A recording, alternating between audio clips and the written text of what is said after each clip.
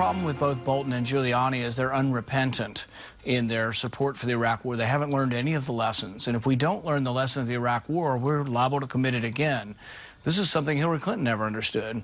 You know, she said she voted for the Iraq War, but then she thought she was wrong. But then she did the same thing in Libya, the same thing in Syria.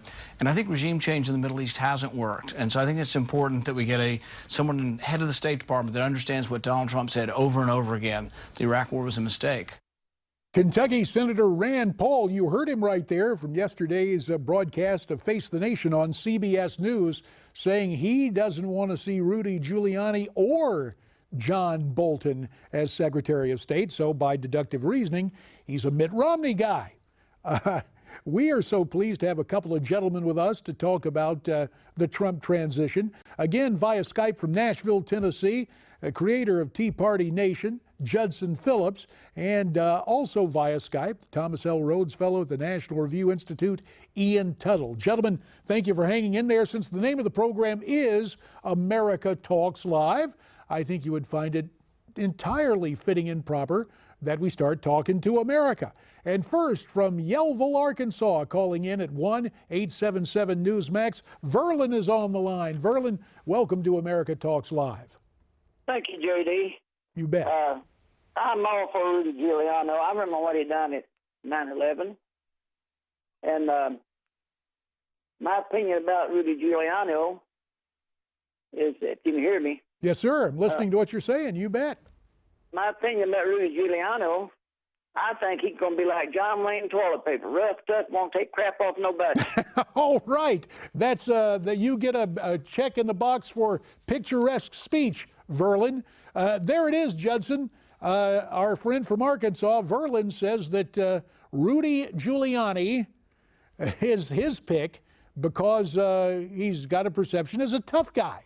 You need somebody there. And the fact is, you know, Rudy, as former U.S. attorney, as an effective mayor of New York City, certainly has a resume that one should not run away from.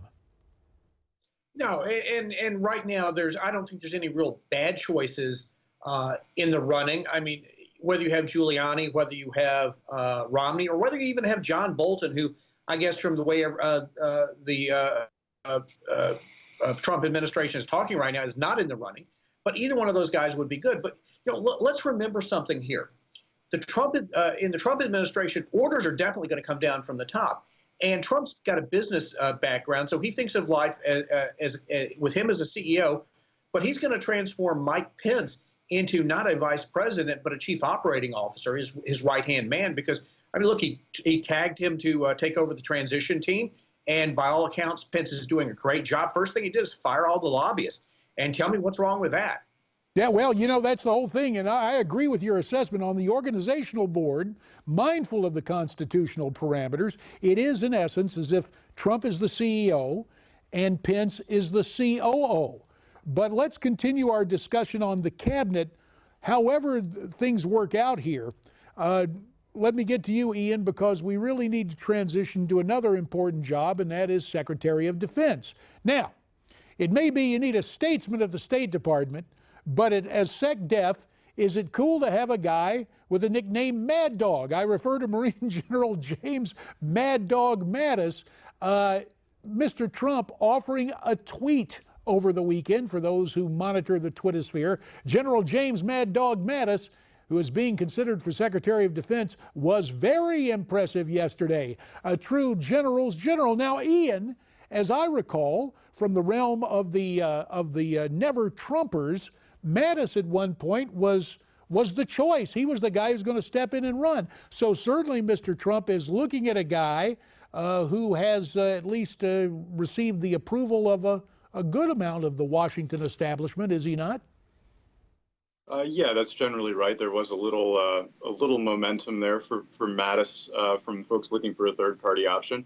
You know, I think there are two things. One is Mattis is an extremely accomplished military leader who led the counterinsurgency strategy in Iraq. Very, very well respected among military higher-ups. So there's a real logic to choosing him. The downside might perhaps be a bit of a personality clash. Mattis is known for being what you would expect from a strong military leader, forceful and not always willing to not get his way. Probably, for better in most cases. So, depending if Trump wants sort of someone in there who will, be a servant, a loyal servant, more than sort of a headstrong leader, Mattis might not be the best choice. But I think from a strategic position and for a position, looking to the actual strength of the Pentagon, Mattis seems to be the best choice that's been offered up so far. Judson, there was a guy, if some reports are believed, Trump may have offered the job to someone whom we see on TV, retired four-star General Jack Keane. He says he turned it down. Here's what he told NPR. Let's listen and get your reaction, Judson. I was asked to serve, but I'm not able to. I have some personal issues surrounding the death of my wife recently, and I explained all of that to Mr. Trump, and he was very gracious and understanding and quite supportive. So Jack Keane not too keen on the job and taking it in view of some personal circumstances. And I guess that builds up a broader question, Judson. When the president-elect calls you and asks you to serve, and I guess it's a personal thing, but it's pretty tough to turn that down, is it not?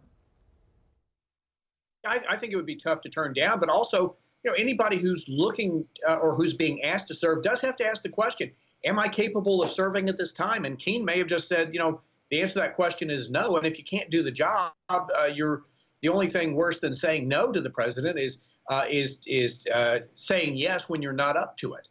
Gentlemen, so, he did. Yeah, I understand. I'm sorry to interrupt, but there's something else we need to get to that I think is interesting to both you gents and to the audience. And that, of course, Alabama Senator Jeff Sessions accepting the post of Attorney General. The leftist media and the Democrats have jumped on this, calling Sessions a white supremacist and a racist. But it was very interesting. My old pal Tucker Carlson on Fox News Friday night took on roll call columnist Jonathan Allen in what is a very delicious exchange. Let's take a look at it. Here's what people have a right to, is the expectation that if someone's going to throw out a charge, that it's substantiated. It's not just by implication. In this McCarthy way, you say, among other things that I'm quoting now, surely Sessions wouldn't try to resegregate the American armed forces in which he served. Really? Jonathan Allen, surely you wouldn't batter a child. What does that mean? Nobody suggested you're right, I wouldn't. No, but nobody suggested he would resegregate the armed forces. Well, Jeff Sessions has been opposed to the Voting Rights Act in the past. Opposed? Is that the same as resegregating the American armed forces? Well, I mean, that's a really appalling thing to say about somebody.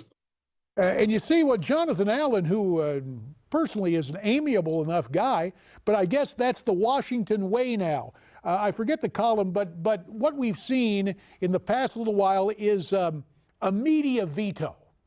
And it looks like the media with the Democrats have decided Jeff Sessions is going to be the guy they take out. We've got about a minute left. Let me give 30 seconds to you both. Judson, we'll begin with you. Yeah, I think the term we're looking for is borking somebody like they did Robert Bork 30 years ago. And so, first they were going after Bannon. Now they're going to go after Sessions. Sessions needs to hold out for another week. There'll be another appointee, and then the left will go after that guy, too. Well, what about that, Ian? Is now the concentration going to be on Jeff Sessions because he's from Alabama and the Senate back in the old days turned him down for that federal judgeship? Yeah, the real problem with the attack is that you can't find any real relevant material to substantiate these charges of racism or et cetera that are that have happened in the last 30 years. So I don't really see these being charges that stick in the long run. Ian Tuttle from the National Review Institute and Judson Phillips from Tea Party Nation. Gentlemen, we very much appreciate your time. It's good to have you today here on America Talks Live. Now, there is more to talk about, more of your calls ahead at 1-877-NEWSMAX. That's 1-877-639-7629. When we come back, F.H. Buckley and your calls on this Monday afternoon.